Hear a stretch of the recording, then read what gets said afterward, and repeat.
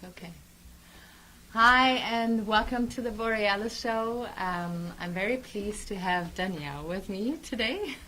Thank you so much for taking the time and coming out here.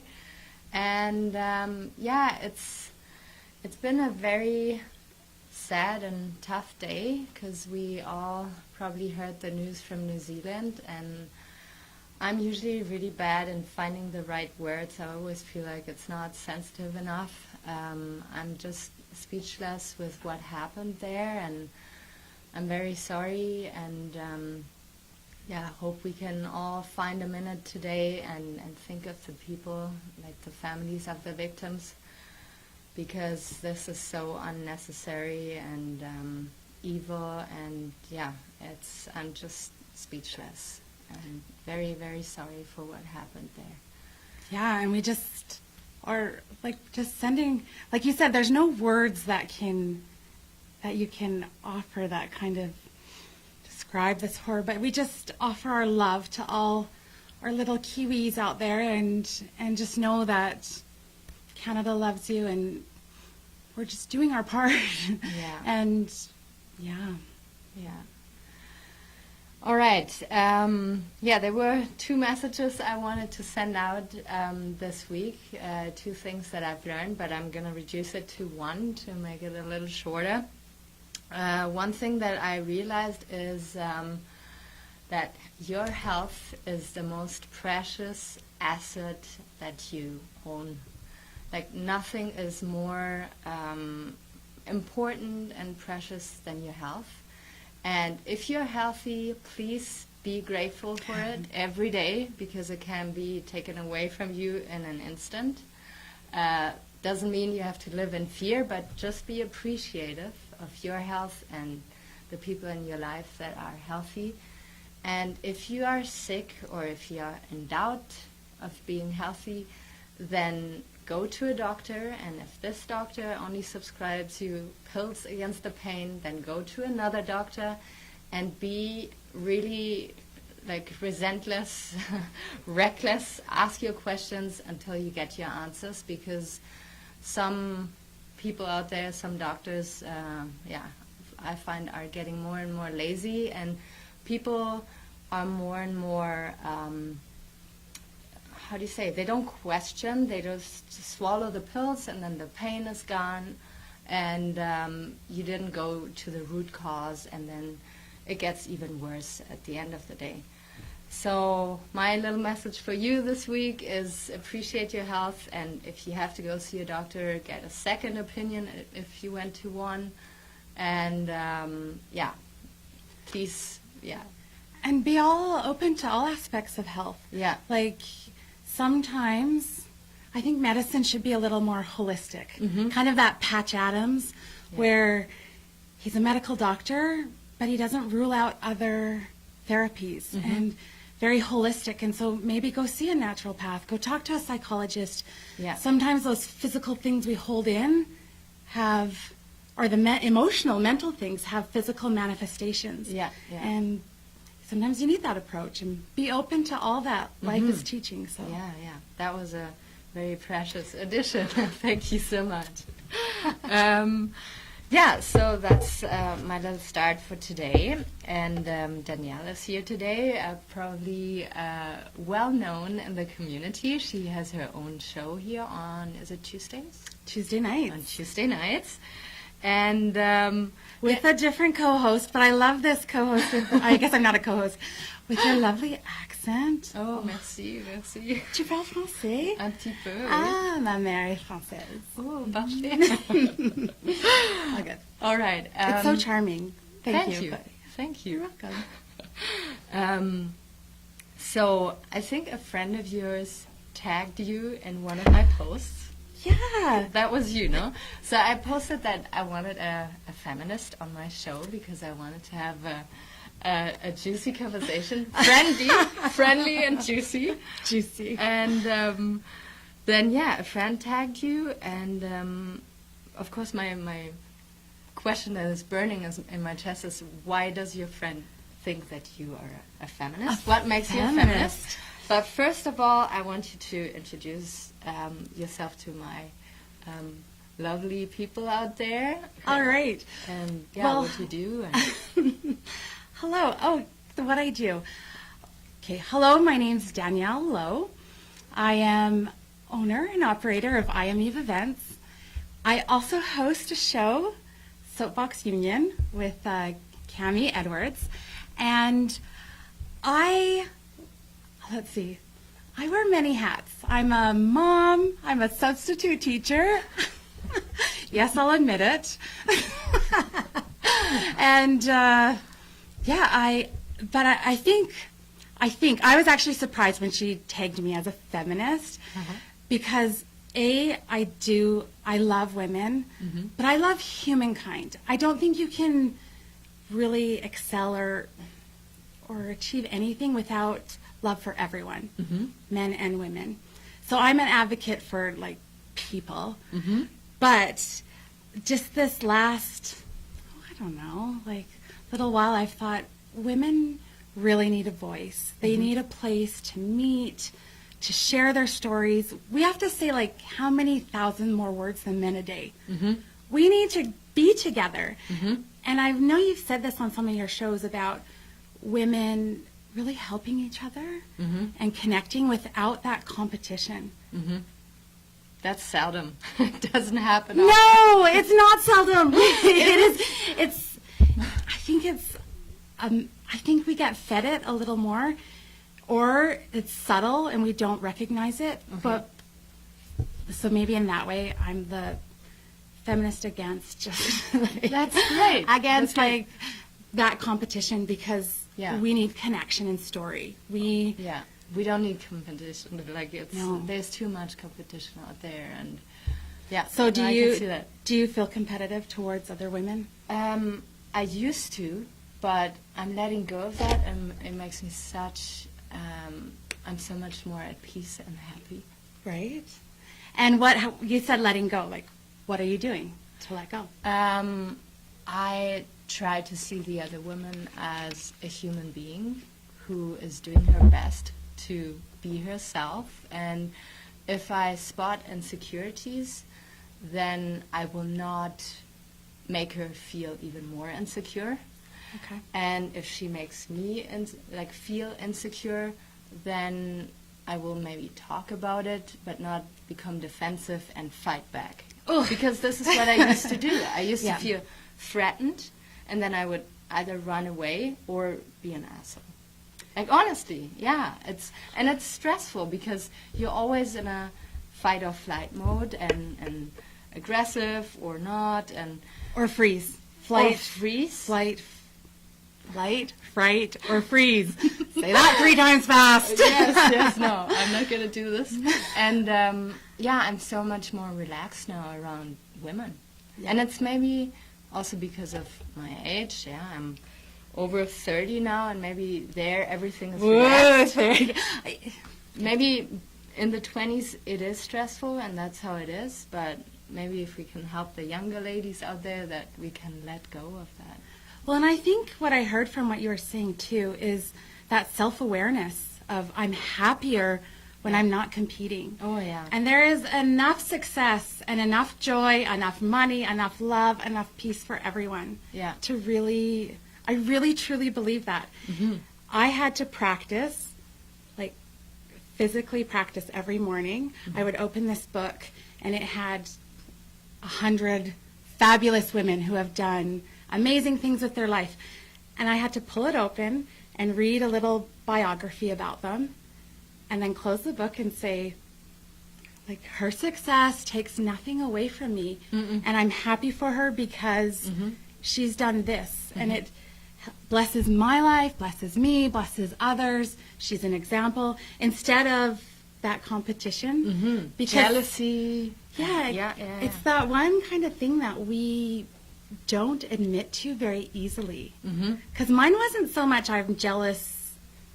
I was more jealous of ideals or ideas, like, oh, that relationship I'm jealous of. Not, and that's harder to pinpoint than like, what great shoes. Or Yeah. I can totally see that.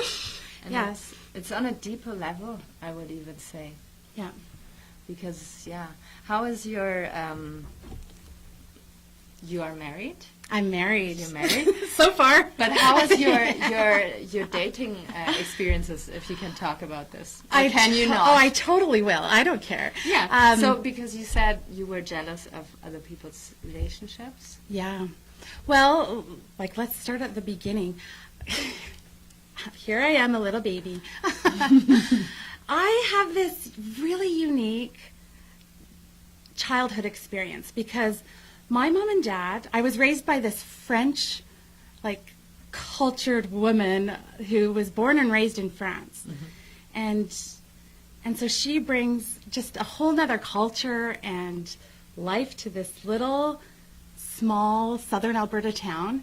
And my dad was raised by this strong, like, my grandma is so strong and so incredibly kind.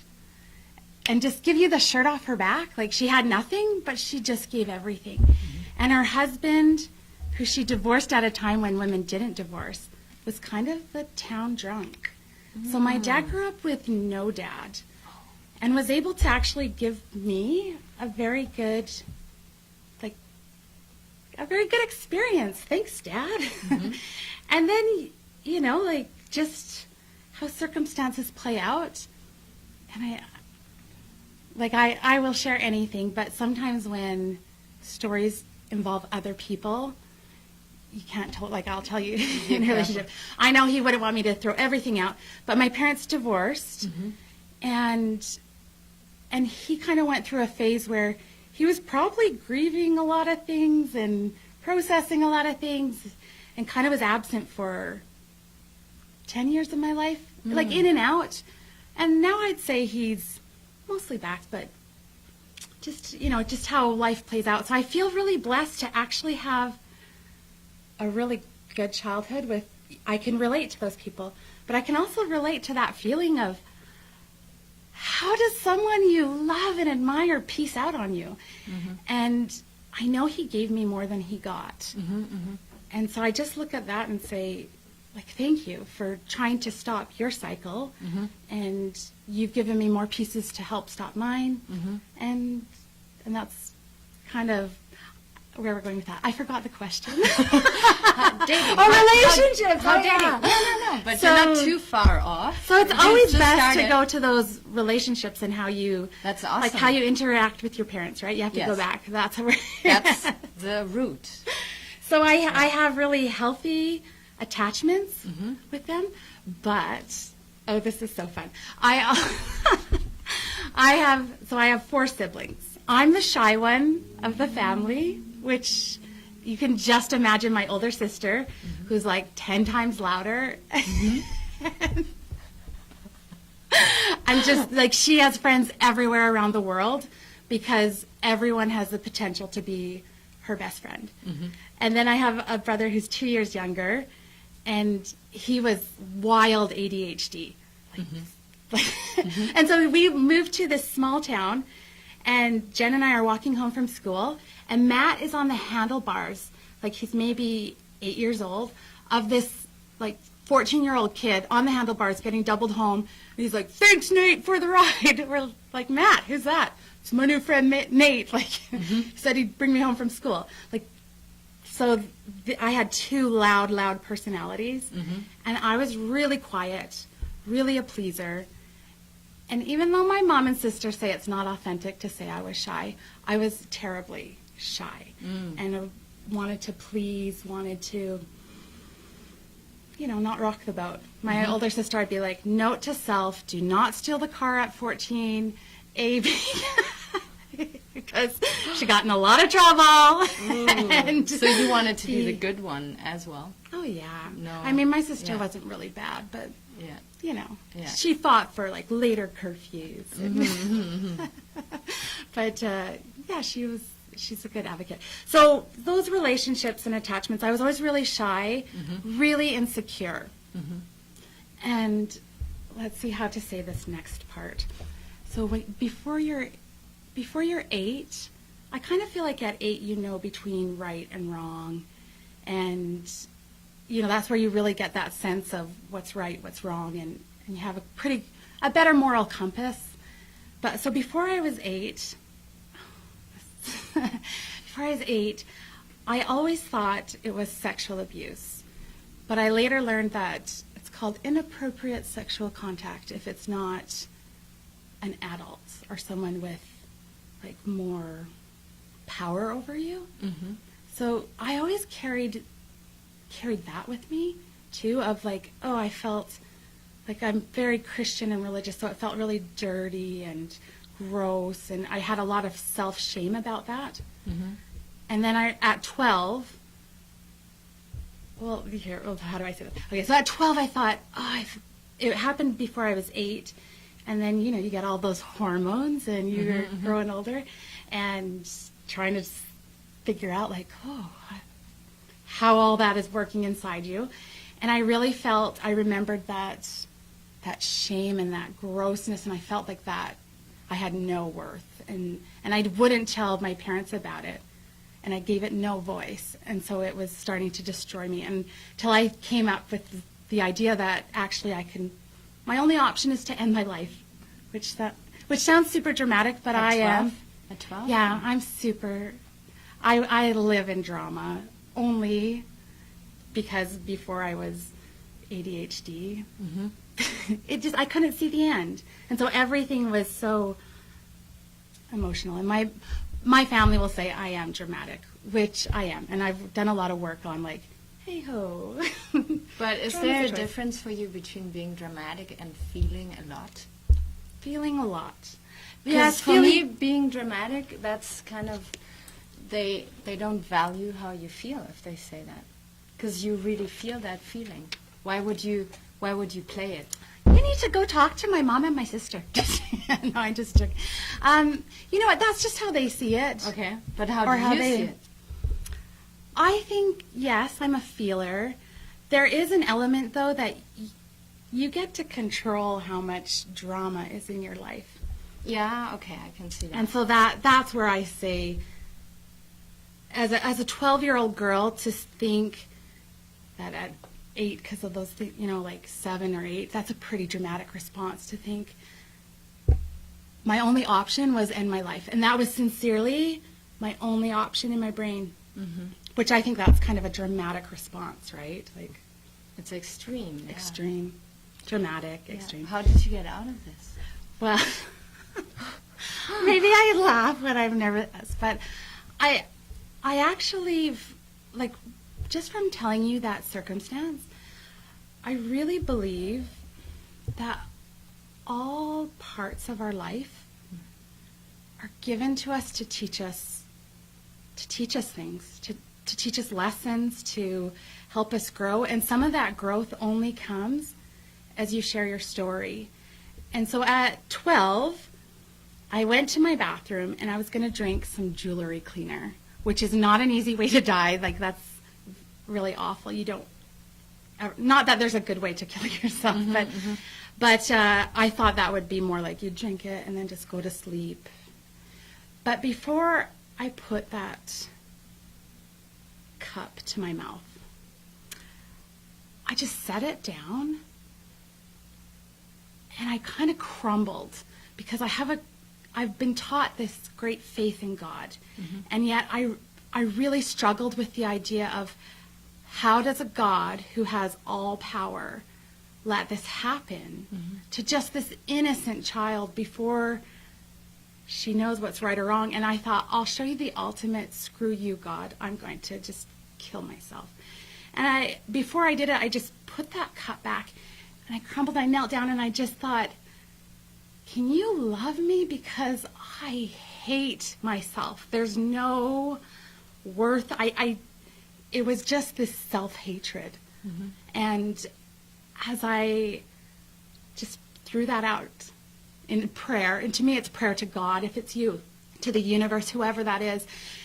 And in that moment, beyond what was anything I had done or experienced, was a feeling of absolute love.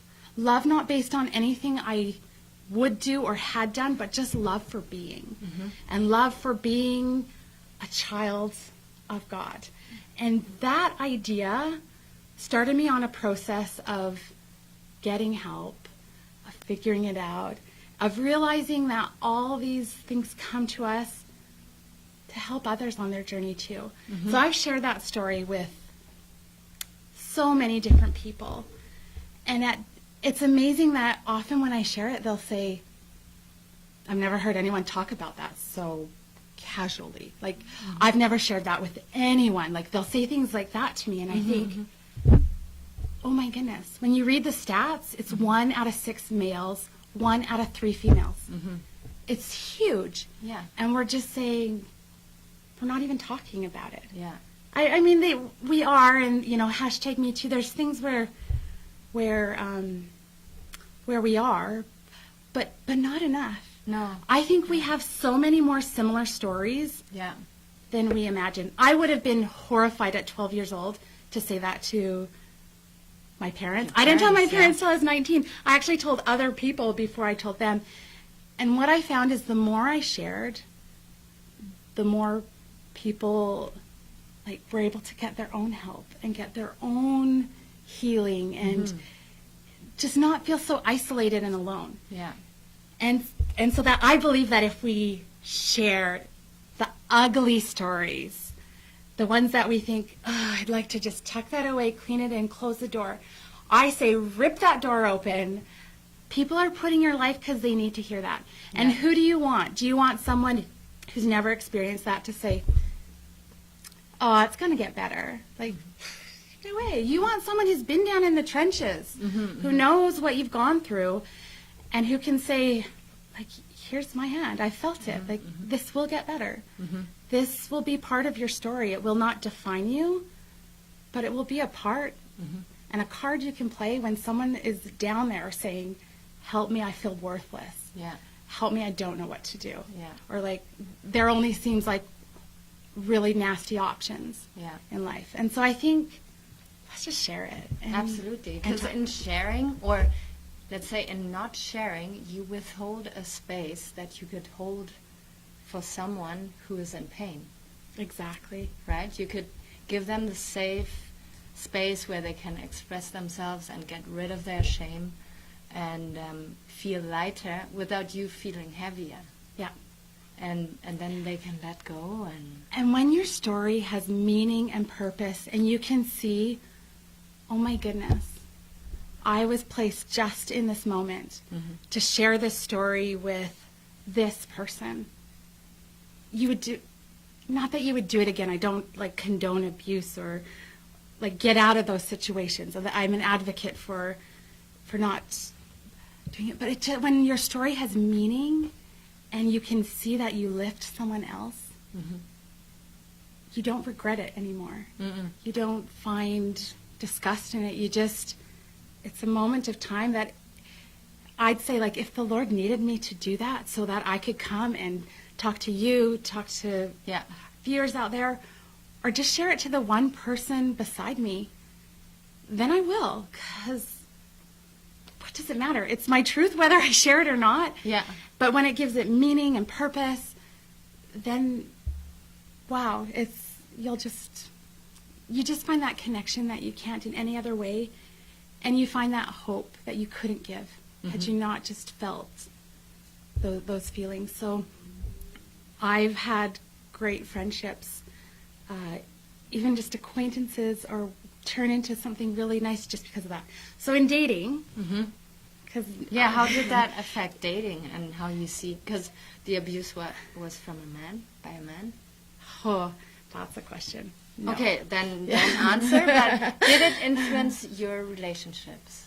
Would you say, or were you able to separate the two? Oh well, let's see. I love, and because I had this brain that was so creative and passionate, and I'd have to say I learned a lot of my ideas about love and marriage from Hollywood, which is never a good place.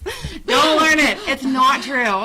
But who didn't? I mean, right? who didn't watch these movies? I'm sorry. I know, my one girlfriend was like, I just read this romance novel. I'm going to hate my husband now for a week.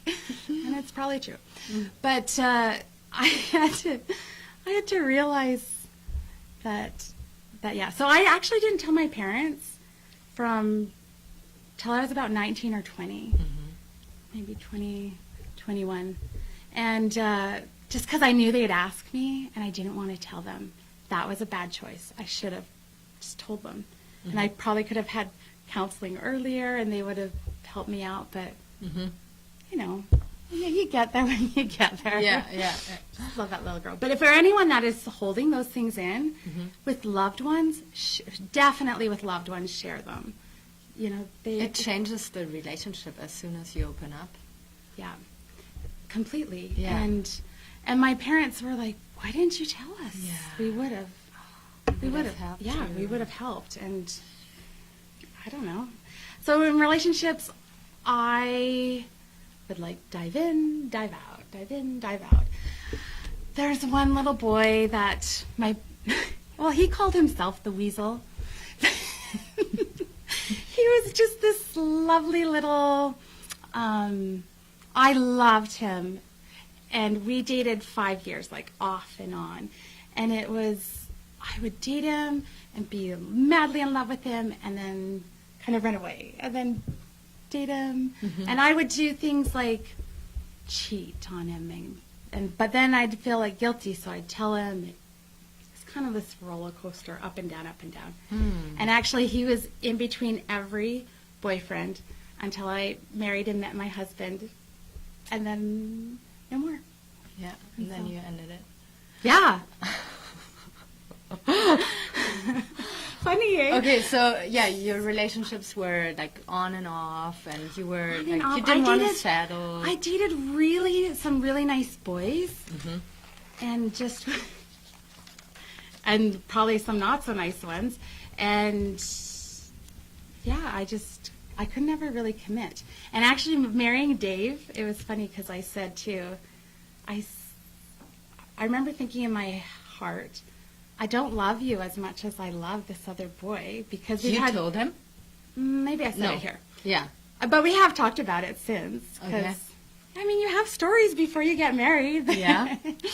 And I said, I remember thinking, I won't love you as much, but I don't have 5 years to invest in you. Sorry, you have to repeat that because I didn't get it. I know. Let me Repeat see. for the immigrant here. Sounds awful. Okay, so I'm really Christian, and so you didn't have sex before you were married, and I wasn't going to wait 5 years. I was already 27 or 8, but I'm like, I love it. Like, you have enough of the qualities that I like. Yes, I checked all the boxes. No, he didn't tick all of them, but he had the right. What I was able to do with that love, the boy that I loved for so long, I was able to pull out, okay, just a minute, if he is not the boy you are going to be choosing in your actions, then what are the characteristics that you like? And I liked that he was thoughtful, that he was able to help me communicate some of my feelings that I maybe didn't always communicate. He could read my body language really well. Probably better than me. Definitely better than Dave. But nothing more that counseling can't solve and fix. All right. Anyway, so I just was able to separate him from the characteristics that I loved. Okay. And after I identified that, I thought, Dave has those characteristics. So, fast forward now 2 years ago. And so when you ask me to talk about my past, I don't really know dates and times. That's okay. But I think it's been about 2 years where I was just in this funk.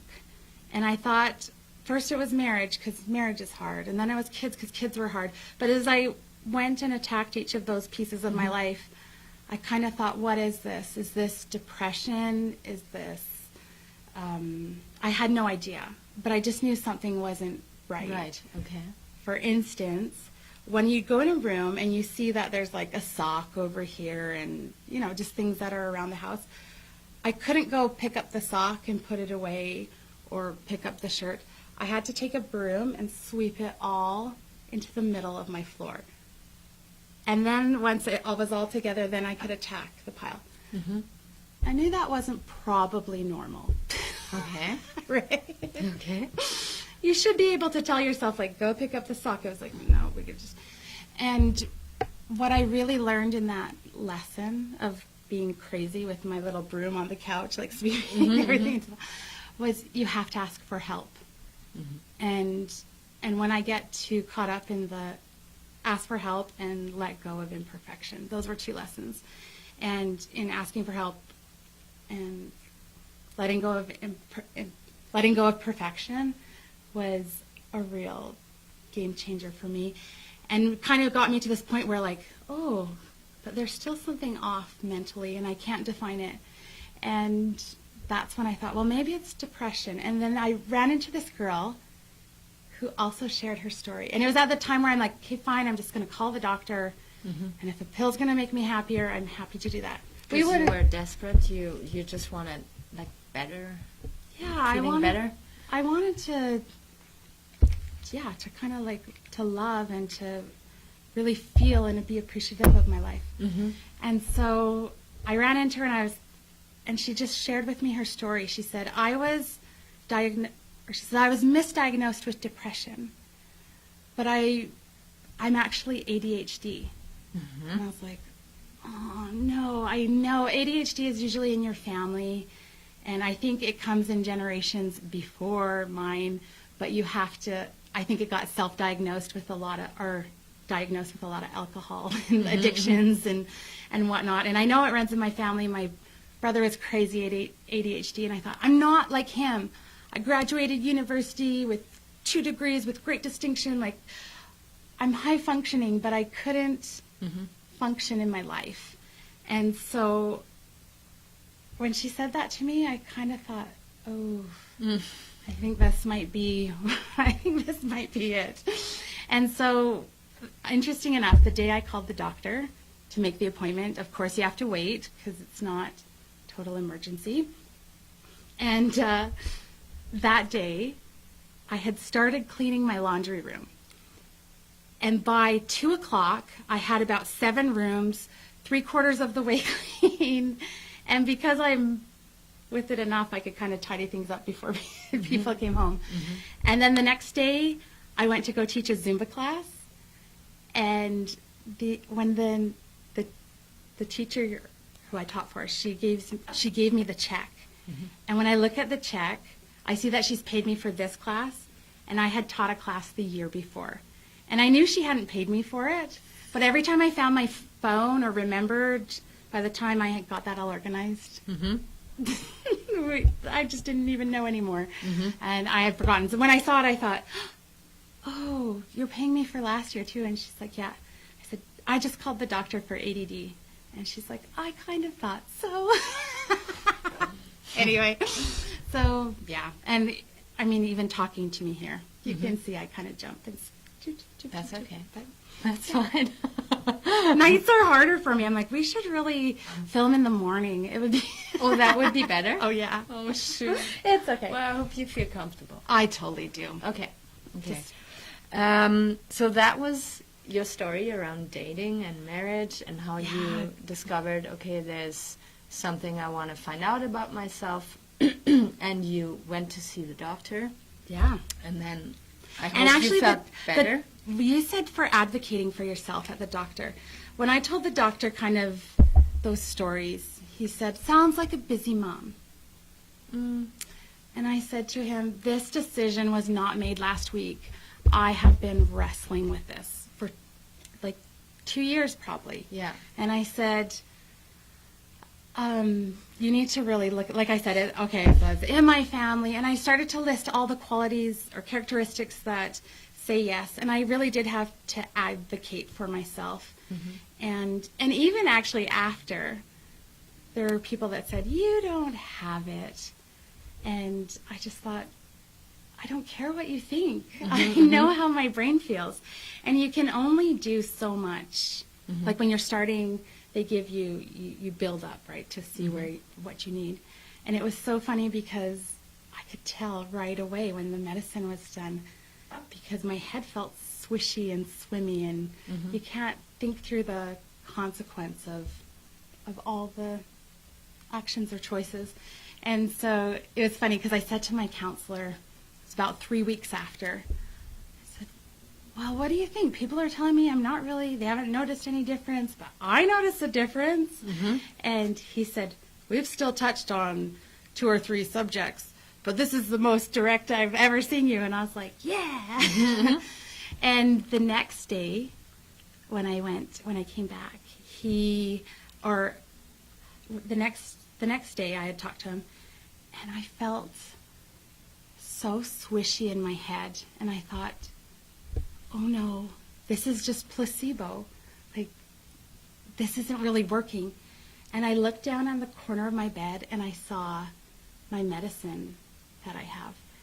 And I had forgotten to take it, and I was like, no, I'll never let anyone tell me what is right or wrong for me or what I have and don't have, because I just know. And so ever since that day, I just feel way better in my head when I... Because you made that decision. When I take it, yeah. And yeah.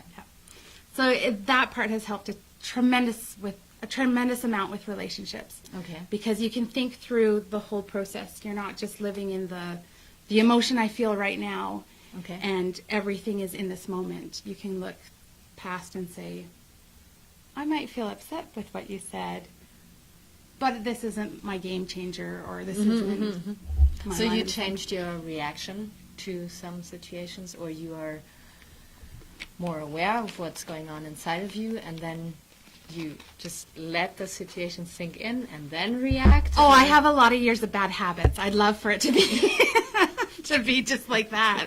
Yeah. But more often than not. Okay. No. Well, No? maybe 50-50. No. Okay. I don't, you're just aware. Change is a process, right? There's Oh, some yeah, days it's where so hard.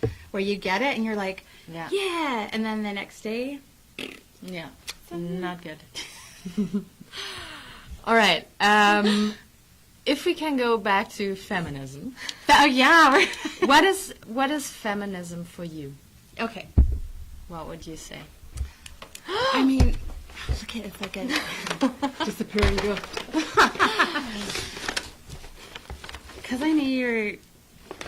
Well, actually I didn't know what we were doing, so I thought I needed something. Mm-hmm. My daughter in grade 5 does a report on, like science reports, but it's the social fair, like social report, and she does it on the suffragettes. Right? And so I'm thinking, oh, kids, that's what kids are amazing, because they teach you all these lessons or all these things about yourself. Like, I can't actually manage being a mom and a wife and whatever but she does it on the suffragettes, and I see that it hasn't even been 100 years since women have had the right to vote. Mm-hmm. It's less. What? Mm-hmm. Well, in 2017, it was 100 years.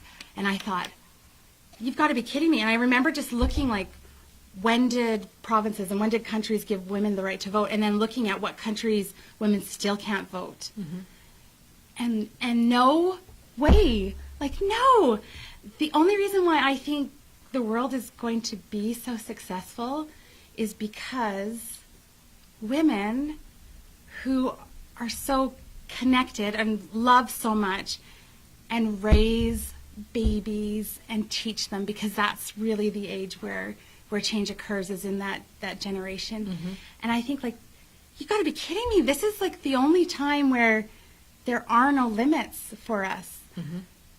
That I just think that's amazing. And so I just think, let's harness this whole thing. So I have here some gifts for you to explain kind of why I love women and maybe just a little bit life. And it's not that I hate you men. I don't. And I think, like I said, that you have to love everyone. You can't swing the pendulum the other way and expect it not to have consequences either. Like, the answer is just love for everyone. Yeah. Not that. Okay, so the first one, because I thought, what can I do? I'm just one person. Like, when you hear these things in New Zealand, like, what can I do? I'm one person. I'm like, I need to get some more friends, more like-minded friends. And how will I do this? I will host a women's conference and start making these communities of women. And I really wanted it to be a not-for-profit, but it takes $3,500 which I didn't have in my budget to throw out for a non-for-profit.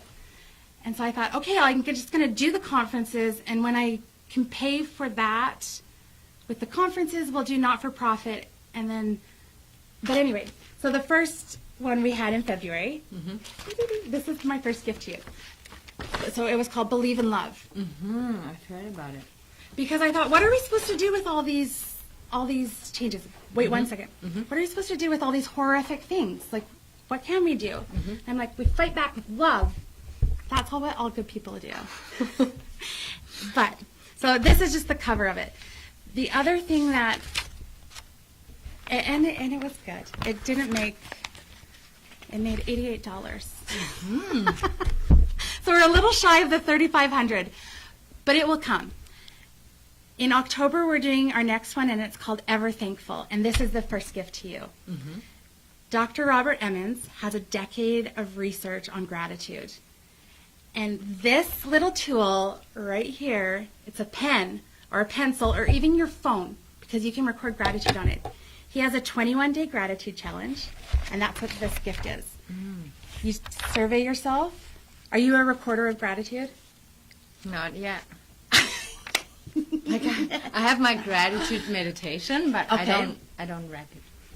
So he promises that after 21 days, you can completely change like your perspective, your life. And he has it broken down to is in each day you do a different form of gratitude journals. So there's 7 different topics. Like the first one is just like 3 blessings, and then the next one is to whom for what, and it's all, the instructions are all in there. And do you think guys wouldn't be interested in that? Oh, I totally do. The only thing is when you mix women and men together, which is totally appropriate and good, is sometimes women don't share as much as they would when it's just a community of women. I'm not opposed to the idea of adding men to it, but not yet. I want my idea of this to really give women a voice independent of anyone else there. And do you think it's because we believe that men cannot listen or cannot give us the space to express ourselves enough, or? no, I think there's men that can definitely listen and hear and feel and even contribute. Like I love great men teachers and women teachers. I think sometimes just how with the histories of how things have gone, I think we just need a space that is for us too. And so I would almost do 2 different events or companies, or I don't know. I'm not opposed to the idea. I even said to my husband, like, what if we did one like, just a men and women there? So, and he was like, yeah, we could do that.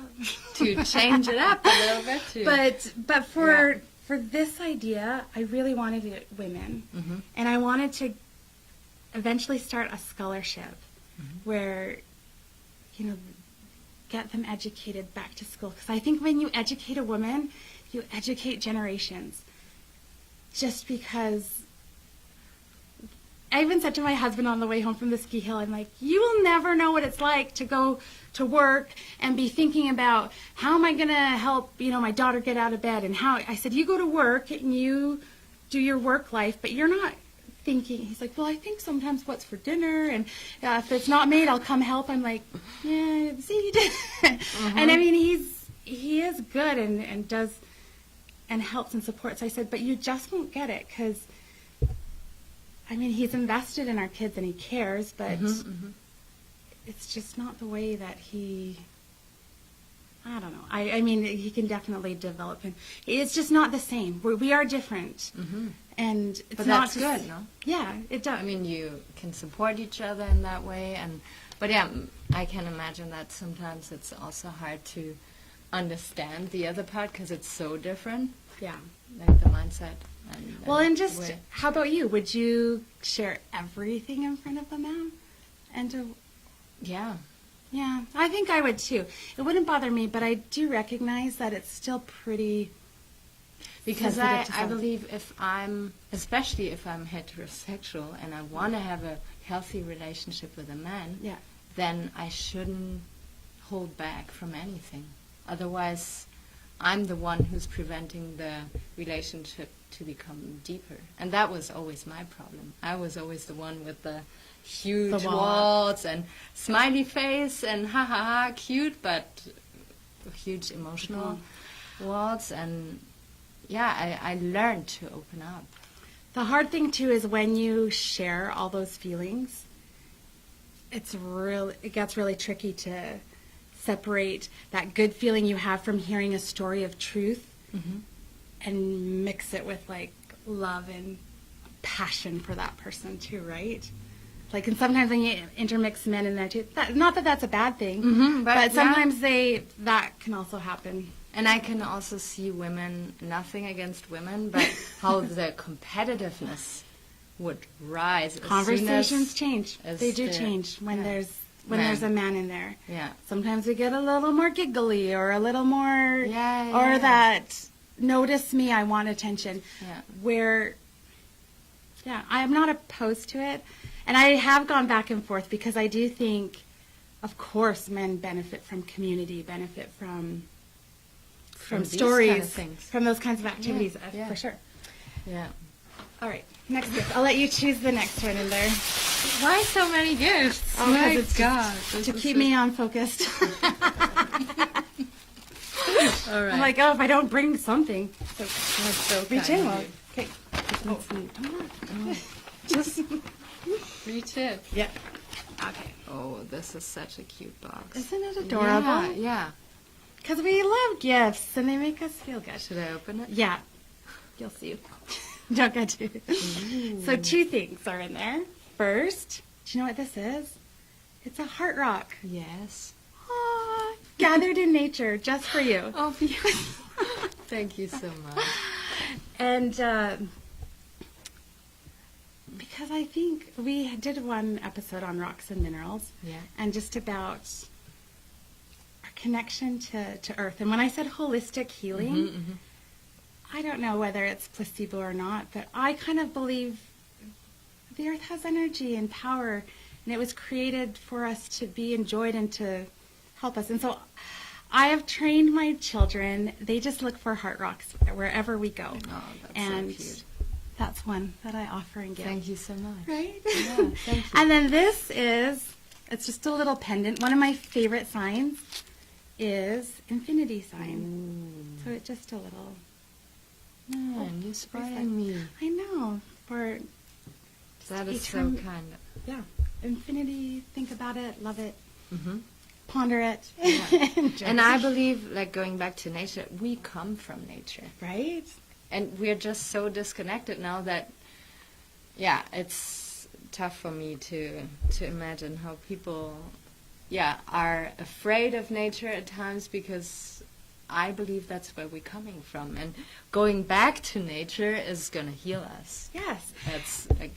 And giving gifts and offering gifts, one of the gratitude steps is when you say, I'm grateful for what I received. And then the end step is, how can I pay it forward? Is one of the days. And you know what? You can pick up a stone anywhere and just pay it forward and give it. And Very lovely message. and you feel loved. Thank you so much. And I feel good for doing that. Yeah. Okay. And then the last one. It goes all together. Goes all together. And I try not to. There's a little quote in there, and I didn't. So read it. Okay. Just when the caterpillar thought the world was over, it became a butterfly. Yes. So I think, like we said, nature, I think it teaches us stories all the time. So metamorphosis, I totally believe everyone has the possibility for that metamorphosis. We can, and maybe some people are just meant to be caterpillars, so caterpillar away. Caterpillar on! Keep calm and caterpillar on. But I also believe that if you want to fly, Nothing's impossible, right? But you have to let go of your cocoon and of your old life. And you have to start eating leaves. What? You need nutrients and energy. You got to do the work. Yes, You can't just like sit on your branch and know that eventually you'll be a butterfly. It takes a lot of work, and you got to dodge a lot of predators. And then once you're a butterfly, you don't live very long. Yeah. But that's okay. You lived a life, at least. And I thought these would fit in here, but they're not. So I just gave you a whole bunch of Wow. good, happy thoughts. Oh, I will hang them up in my room. Thank you so much. You're welcome. Yeah, it's very kind of you. It will remind me of you and this conversation for, a long time. Well, good. It's, You can pass them out. You can share them with whoever. I will spread the love that I received from you. Yeah, this is very, very kind of you. Thank you so much. You're welcome. Yeah. And, this conversation is different than I expected, but that's how it usually goes. Well, and But it has been every way. in a very good way, because you open up about very sensitive stuff, and I'm sure you made people out there feel less lonely, less alone with their troubles, and know that they can come and talk to you, and that you will not judge, and hopefully encourage other people to open up. But then also, like, what is really important for me, what I had to learn painfully, is to let go of that story then, and not identify yourself with that, and not think, okay, I'm this victim now for the rest of my life, and I have to spread more fear and hatred, Instead, you take it as it is, and you make something beautiful out of it. You want to organize these conferences, which is beautiful. One thing I just, want you to know, that I know that there's a lot of men who would benefit from that, and who are too shy to admit it, because they were raised with, you are not allowed to feel, you should be hard and tough, and they suffer from this. And it has nothing to do with, I don't know, gender. I would say it's the society, how it was built. Yeah. And I can see actually more and more very powerful, even like sometimes defensive women out there, and more guys who escape into aggression and alcohol and drug abuse, because they... And pornography. Yeah, addiction to pornography. Because they don't know where to go, and they're not allowed to express their feelings. And if we can hold a space for them, if we can say, okay, we host this women's circle, but if you guys want to enjoy these vibes, then just join and embrace it and receive it, and good is. Us to be more confident and open about what we... like how we support each other, because most of the time guys help each other to distract themselves, but it's not real emotional support, and you know what I mean? Yes, I know. I did actually have a few males approach me for, like, this sounds like a great conference. I'd love to be part of it.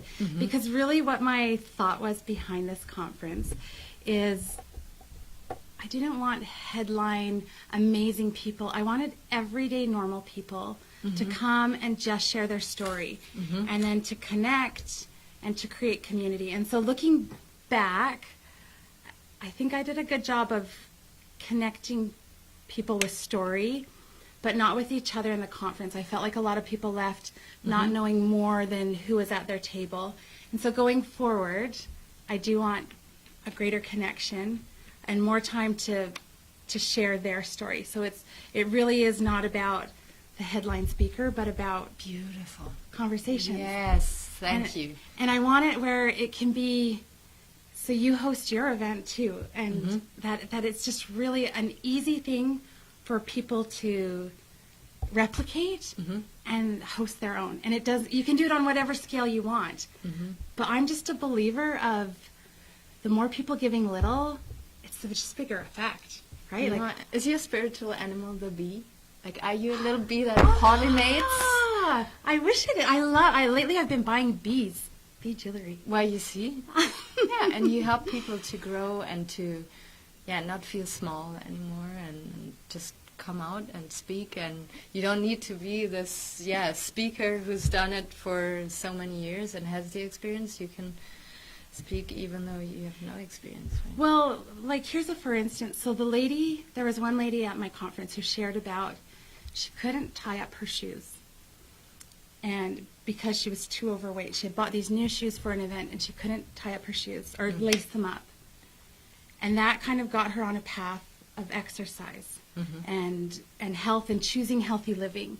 And in one whole year, she had lost 20 pounds and was continuing good, healthy habits for her and to set an example for her daughter. And I said, I could have found someone who lost 300 pounds or an extreme example, but I loved, and her story resonated with so many people. Yeah. Because I'm not gonna be an extreme story. Yeah. I'm just gonna be like a 20-pounder over a year with good habits, yielding 1% changes, and that's kind of that community that I want to build. That enough of us together adds up a lot. Like, I have $1, I don't have $1 million, but I think I could get 1 million friends to give $1, and then that would... Awesome. That changes more. What a goddess! What a goddess! I'm glad that I found another one here in our community. Well, and right back at you. Yeah, this is like a goddess right here too. Yeah, it's been so lovely to talk to you, and I'm very grateful for everything you shared, and your projects that you want to start soon. I'm very excited, and I hope I'll see and hear about it and maybe join it. Love it. And I hope you lovely people out there enjoyed our little show with Danielle, and I wish you a wonderful weekend. Take good care of yourself, and I'll see you next week. Bye-bye. Bye.